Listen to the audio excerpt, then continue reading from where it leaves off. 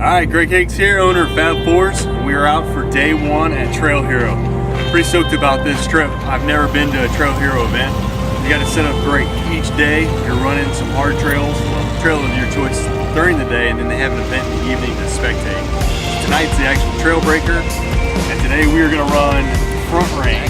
It's our first one. It's a level 8, so it should be a good run for us. We got all our audio videos set up and we're shooting some snippets. This is still basically the first run for this Wide Open Buggy, which is awesome. I mean, look at this thing. Completely built up. Whole plan for this was being unbreakable. So knock on wood, we'll see how she does today. We got 14 bolts with 47 spline, overs and outers, RCVs, 40 splines full, inner, just crazy stuff. 4-seater, 4-steer, and it's gonna have a great time. So excited to be out here.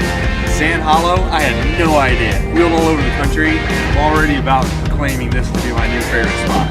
Combination of these huge sand dunes and then the slick rock, it's awesome. It's kind of the Box Canyon feel.